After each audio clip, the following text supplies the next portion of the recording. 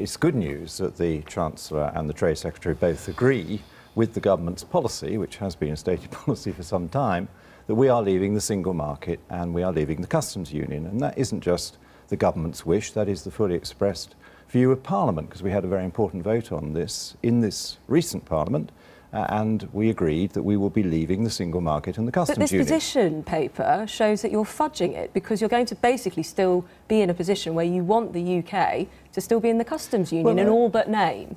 It's this is a discussion document with a couple of options on the more technical issues about how the customs clearances will work once we have left the customs union.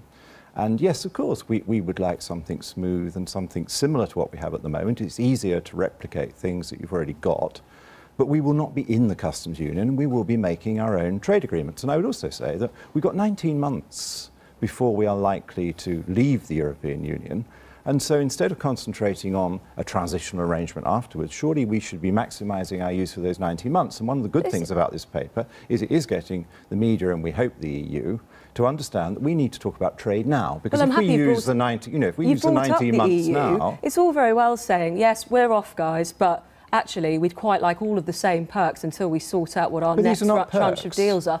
Well, some people would say they are perks. If you just this is helping Germany sell her cars to Britain. Let me ask you the question. Why on earth would Brussels consent to this? Well, because they have much more interest than we do in terms of volume of trade and value of trade, and particularly value of trade that can attract tariffs under WTO rules. The main thing at risk is if we go out with no deal, which is perfectly feasible for Britain and be fine, is that there will be big tariffs on agricultural products. And well, I don't think some people would agree it would be fine, including Chris Leslie. But the government's line is that no deal is better than a bad deal. Well, that's what Theresa May was saying when she thought she could win a majority. But just listen, let me explain. Please let me bring in Chris Leslie. The agricultural products are the things that can attract high tariffs, and they have a massive surplus in those, so I'm sure they won't want to do that. You were right, that there is a complete mess, and we're going back to this land of wanting to have your cake and eat it. Well, you must be happy then. Well, maybe the penny is beginning to drop somewhere in Whitehall that actually this idea of leaving the customs union, maybe we can wait for the single market, we'd like to stay in that as well,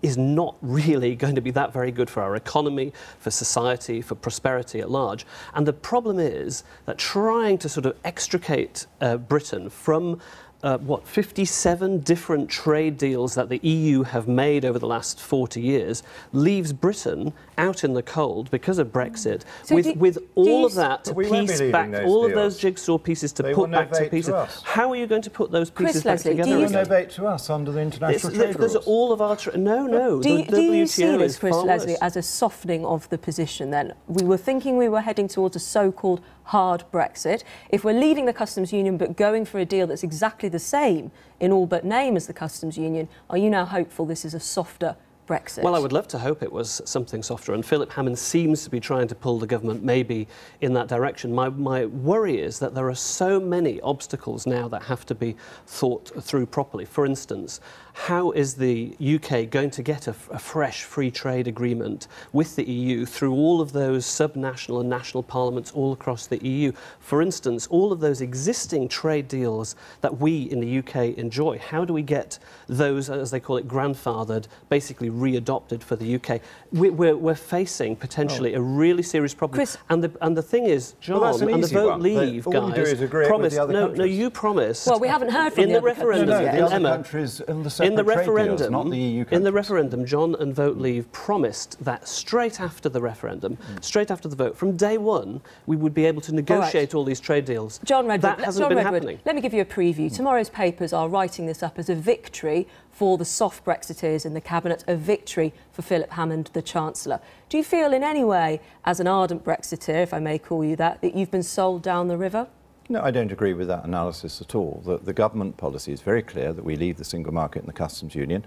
The 50-odd trade agreements that the EU has with the rest of the world will translate to us as well as the rest of the EU if both sides, that is the party in the foreign country and ourselves want it to. It's nothing to do with the EU. It will be about us and the other country. 57 bilateral deals with all of the countries around the world. And they will just be transferred to us. When do you think those are going to happen? Well, that's happening now. Because it's not going to be March 2019 We are talking to the WTO now. We are a full member of the WTO, and as from... Give us a date, then, when these are all going to be put in place. Well, I've got a final question, if I can, John Redwood. I see no reason why the trade should be interrupted at all. Would you prefer Jacob Rees-Mogg to be doing this deal for you than Theresa May? I'm very happy with Theresa May, and she is our leader, and Mr Rees-Mogg has made very clear he isn't running to be leader. Well, Nigel Farage apparently has just tweeted that this is a betrayal of everybody who wanted to Brexit, but you're very happy with it, John Redwood. Well, I think he is wrong on that. We are going to leave in March. We're going to have to leave it. Let's try and leave the single market, think about reversing the whole thing, as we said. It's Weirdly, not too late. John Redwood's happy, and Chris Leslie, you're also happy. So it's an unusual position. But there's a reversal of the whole of the Brexit process. I think we could go still in that direction.